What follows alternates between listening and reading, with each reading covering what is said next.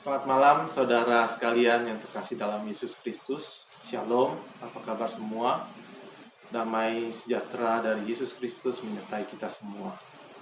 Malam ini kita kembali berkumpul bersama untuk doa malam.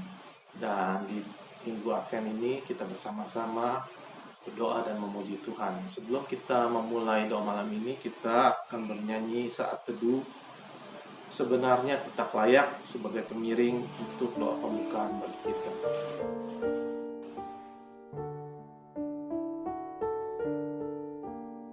Hatiku senanglah ku dengar suaramu, darah ku berikan padamu di bukit Kalvari. Kini ku datang padamu, basuhkanlah dosaku di dalam darah-Mu.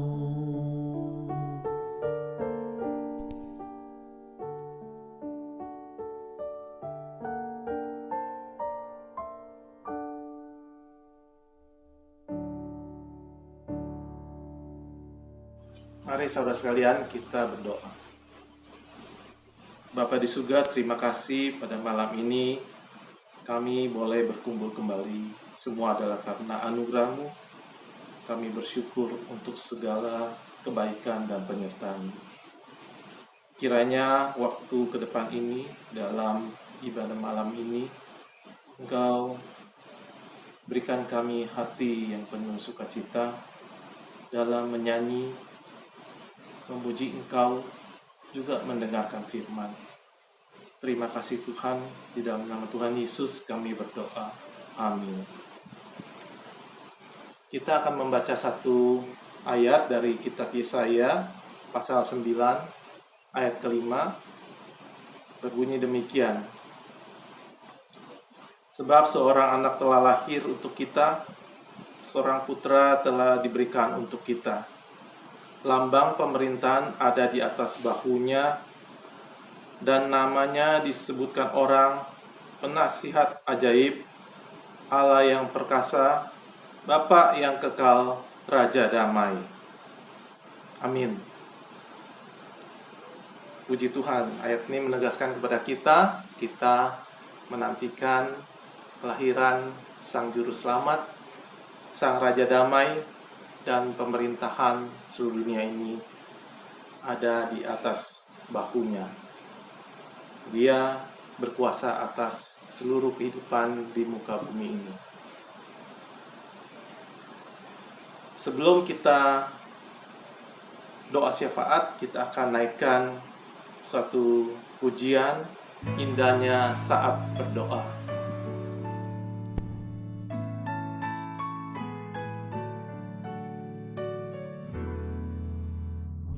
Indahnya saat berdoa, lepaslah semua dosaku, bawalah aku kepadanya,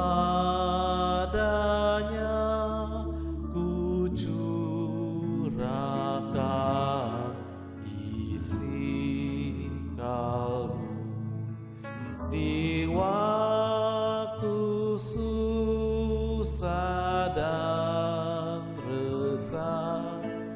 Ku rasa nyaman dan segar, ku lepas dari cobaan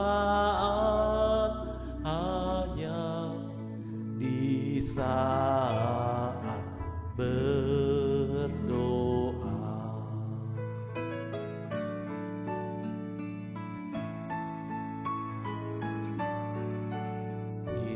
Indahnya saat berdoa,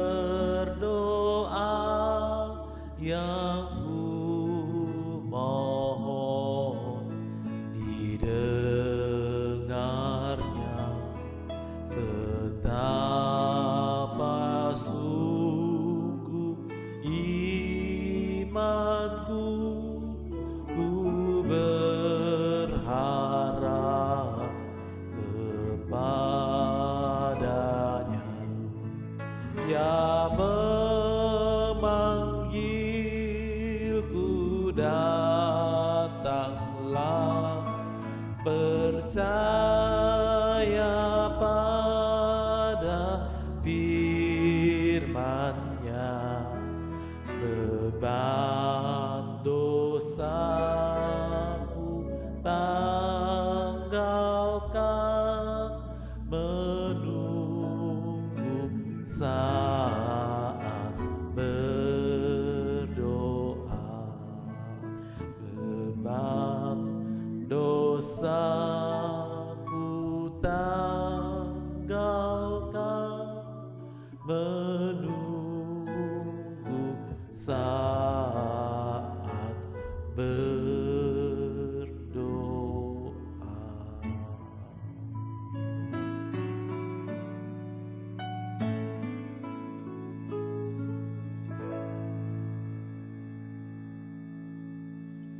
Mari saudara sekalian, kita naikkan beberapa doa syafaat kita. Kita akan berdoa bagi pemerintah kita dalam usahanya menangani pandemi COVID-19 dan juga bersyukur untuk vaksin yang telah akan dijalankan mulai bulan Januari 2021. Mari kita berdoa bersama. Ya Tuhan, kami berdoa pada saat ini untuk pemerintah kami yang dalam beberapa bulan terakhir dan beberapa bulan ke depan tetap mengupayakan untuk suatu upaya mengatasi pandemi COVID-19 ini.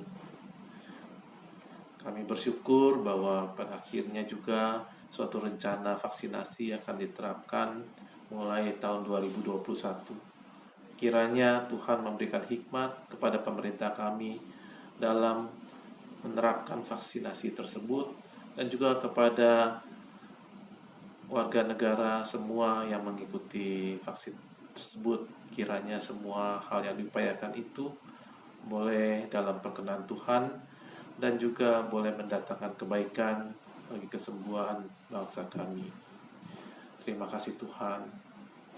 Kami juga akan berdoa untuk keluarga Kristen pada umumnya dan juga keluarga Kristen di GKI Agape. Ya Tuhan, kami berterima kasih karena Tuhan senantiasa memberikan perlindungan dan juga tuntunan dalam kami keluarga-keluarga Kristen menjalani hidup ini. Apabila dalam perjalanan hidup kami berlaku serong, kiranya juga Tuhan melalui teguran Roh Kudus memberikan penerangan bagi hati kami dan membawa kami kembali ke dalam jalan Tuhan. Terima kasih Tuhan. Kami juga akan berdoa bagi keluarga jemaat yang lemah tubuh maupun yang dalam pergumulan saat ini. Ya Tuhan, kami mendoakan jemaat-jemaat kami yang dalam kondisi pada saat ini lemah tubuhnya. Kiranya Tuhan melalui kuasa-Mu, Kau memberikan dan menjamah, memberikan kesembuhan kepada mereka semua. Dan di tengah upaya mereka menjalankan proses pengobatan, juga Tuhan turut bekerja dalam apa yang mereka upayakan, mendatangkan kebaikan dan kesembuhan. Pada akhirnya, dari mulut dan hati kami mengucapkan syukur karena Tuhan begitu baik memimpin dan memelihara hidup kami. Terima kasih Tuhan. Ya Tuhan, doa kami ini jauh dari sempurna. Kami ingin sempurnakan dengan doa yang Tuhan Yesus ajarkan kepada kami. Bapa kami dalam surga, dimuliakanlah nama-Mu, datanglah kerajaan-Mu, jadilah kehendak-Mu di bumi seperti surga. Berilah kami pada hari ini makanan kami yang secukupnya, dan ampunilah segala kesalahan kami, seperti kami mengampuni yang bersalah pada kami, dan janganlah masukkan kami ke dalam percobaan, tapi bebaskanlah kami dari yang jahat. Karena Engkau yang punya kerajaan, kuasa, dan kemuliaan sampai selama-lamanya. Amin. Saudara, sebelum kita mendengarkan firman Tuhan, kita akan menaikkan suatu pujian, "Oh datanglah Immanuel."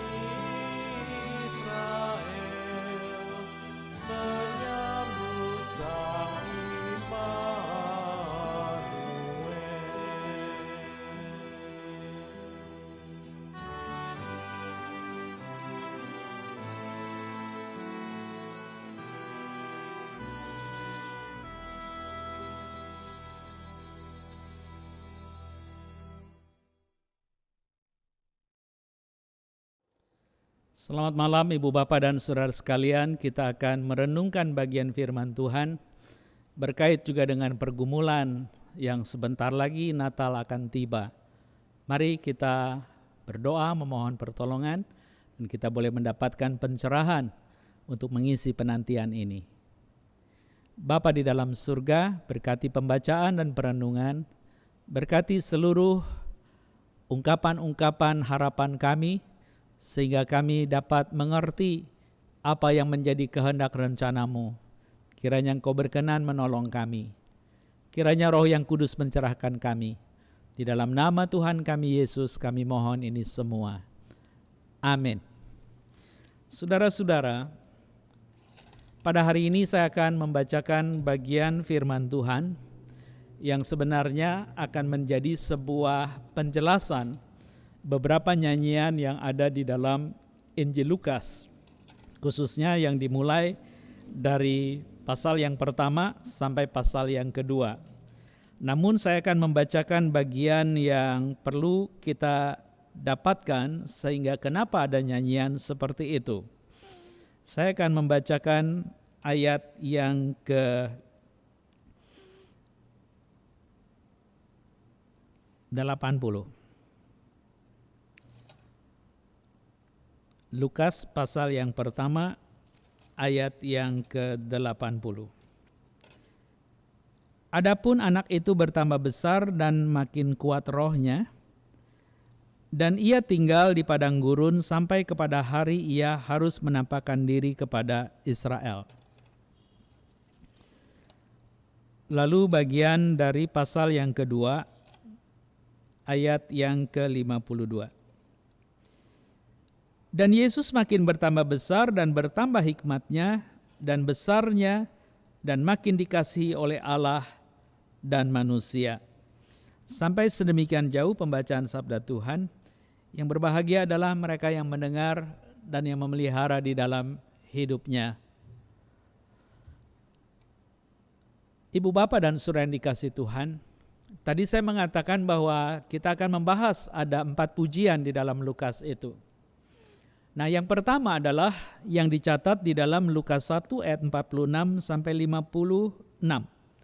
Saya tidak bacakan ayat-ayat itu, ya, tetapi saya memberikan ringkasannya. Ternyata ringkasan pujian Maria atau Magnificat Maria itu muncul ketika dia mengatakan, jiwaku memuliakan Tuhan dan hatiku bergembira karena Allah juru selamatku. Dan kutipan itu sebenarnya adalah kutipan dari Hana yang hidup di era para hakim-hakim. Dan kemudian transisi ada raja yang dilantik oleh putranya Hana yang bernama Samuel. Dan ungkapan-ungkapan kegetiran daripada Hana itu didengar Tuhan. Sampai akhirnya Tuhan membuka rahimnya yang mandul itu dan dia mempunyai anak Samuel sebagai anak Nazar. Sehingga Samuel selama hidupnya tidak pernah dipotong rambutnya. Buat apa? Karena itu nazar. Jadi mungkin dia panjang sekali rambutnya. Dan dia melantik 2 raja, baik Saul maupun Daud. Kemudian Hana sesudah mengembalikan Samuel, dia mendapatkan lagi 3 putra dan 2 putri. Dan kalau kita menyadari bagian-bagian daripada firman Tuhan yang mengingatkan ini, kenapa sampai ada Magnificat Maria atau Maria memuliakan Tuhan? Karena Tuhan yang dijanjikan melalui rahimnya itu juru selamat. Itu ringkasan pertama. Magnificat Maria menjadi sebuah pemuliaan oleh karena juru selamat Yesus Kristus terlahir.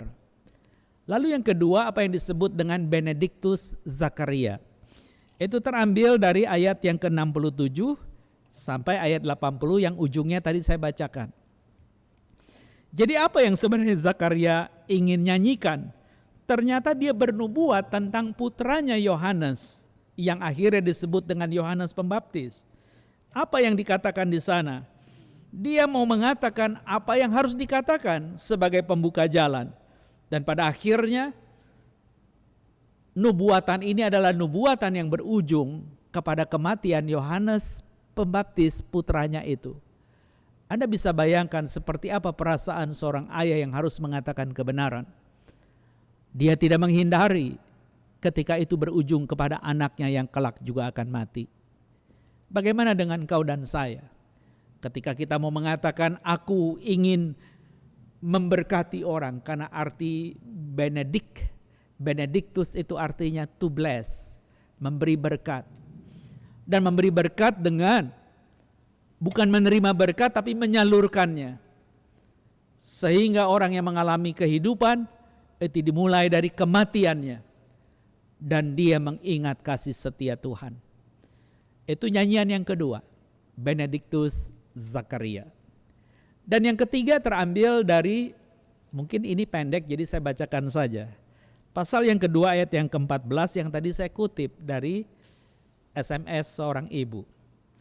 Kemuliaan bagi Allah di tempat yang maha tinggi dan damai sejahtera di bumi di antara manusia yang berkenan kepadanya.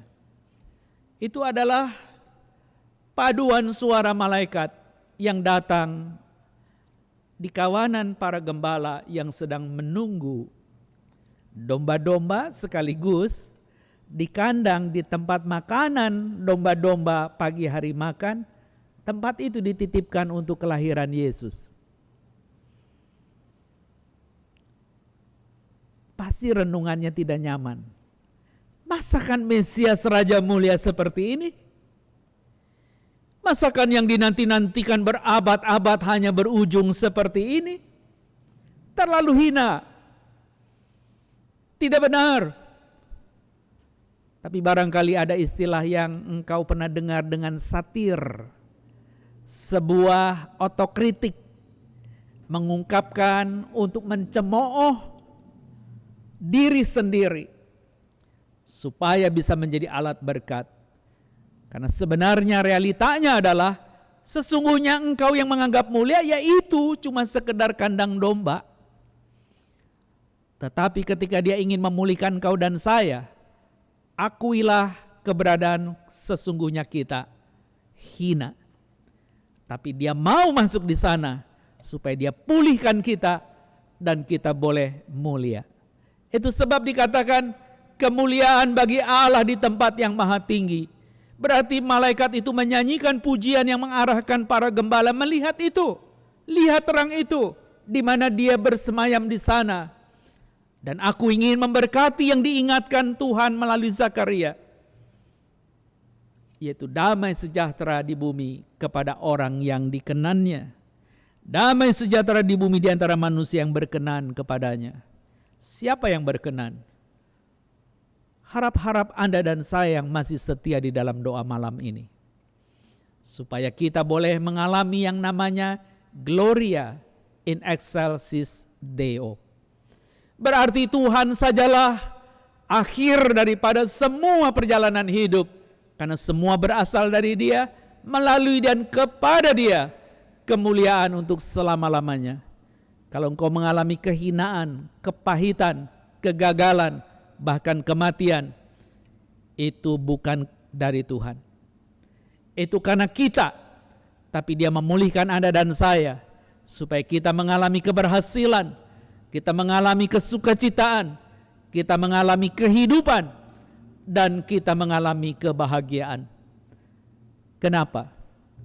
Karena nyanyian yang keempat terambil itu di dalam ayat yang ke-28 sampai yang ke-32. Ini juga pendek, saya bacakan saja yang disebut dengan Nunc Dimittis Simeon. Artinya, Tuhan, sekarang aku rela mati karena sudah melihat Sang Mesias. Begini sabda Tuhan. Sekarang Tuhan, biarkanlah hamba-Mu ini pergi dalam damai sejahtera sesuai dengan firman-Mu. Sebab mataku telah melihat keselamatan yang daripada-Mu, yang telah Engkau sediakan di hadapan segala bangsa, yaitu terang yang menjadi penyataan bagi bangsa-bangsa lain dan menjadi kemuliaan bagi umat-Mu Israel. Jadi ketika engkau dan saya tadi merenungkan dan membaca, adapun anak itu bertambah besar dan makin kuat rohnya, dan ia tinggal di padang gurun sampai kepada hari ia harus menampakkan diri kepada Israel. Dan di bagian akhir dari pasal 2 itu dikatakan Yesus makin bertambah besar dan bertambah hikmatnya dan besarnya, dan makin dikasihi oleh Allah dan manusia. Dwi tunggal itu berjalan berbarengan di dunia, meskipun perannya estafet. Yohanes dulu, baru Yesus. Tapi dua-duanya sama dibekali, disiapkan untuk menjadi alat berkat. Karena cerita tentang terang, cerita tentang kehidupan. Kalau memang demikian, biarlah engkau dan saya boleh menyambut sang terang itu, karena sebentar lagi akan Natal. Siapkanlah diri baik-baik, karena sebenarnya perayaan Natal itu bukan soal gegap gempita dengan segala pesta, tapi ada kehangatan di tengah kedinginan. Ada mungkin juga keremangan di tengah gelap gulita. Dan mulai temaram itu makin besar karena melihat wajah sang penyelamat yang dilahirkan. Dan dikatakan di dalam Injil Lukas, dia bertambah besar. Hikmatnya bertambah, makin dikasih Allah dan manusia. Untuk itulah engkau dipanggil untuk terus berdoa, supaya karakter kita menjadi serupa Kristus. Maukah engkau melakukannya? Kita belajar dari 4 pujian di dalam Lukas pasal pertama dan kedua. Kita mendengar tentang Magnificat Maria, yaitu Maria Magnify, tentang kebesaran Allah. Zakaria Benedik memberikan berkat melalui putranya Yohanes yang nanti akan mati, supaya juru selamat itu berjalan. Dan ternyata terang itu diberitakan. Kemuliaan bagi Allah di tempat yang maha tinggi, dan damai sejahtera yang akan diberikan kepada orang yang dikenannya. Siapakah dia? Biarlah engkau menjadi Simeon-Simeon yang rela mati. Karena arti nama Simeon itu, aku mendengar, dan akhirnya aku lihat, benar dia Mesias.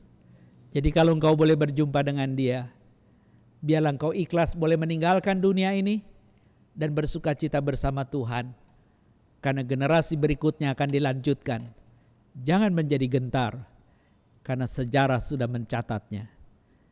Kiranya engkau boleh berefleksi di malam menjelang Natal ini, dan menjadi berkat buat banyak orang.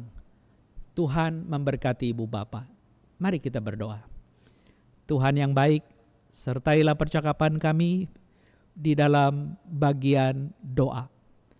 Karena kami sudah membaca dan merenungkan, bahkan mendengarkan percakapan yang menjadi sebuah penguatan, karena Engkau begitu mulia, begitu dahsyat, bahkan memberikan jalan supaya kami melihat realita yang barangkali hina, tapi justru di sanalah Dia mengingatkan kami semua, yaitu Engkau Allah yang Maha Kuasa, mengingatkan kami yang sering bodoh, sombong, marah, iri, dan hari ini diingatkan untuk merendahkan diri, ramah, dan bisa mengucap syukur di dalam segala hal.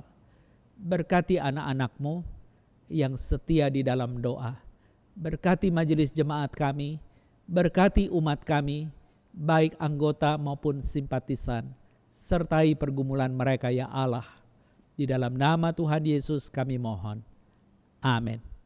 Saudara sekalian, sebagai penutup dalam rangkaian doa malam ini, kita akan naikkan suatu pujian Malam Kudus.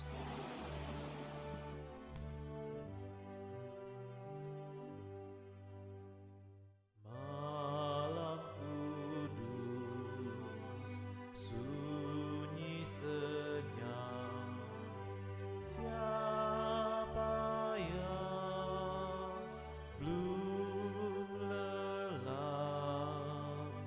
Ayah bunda yang tinggal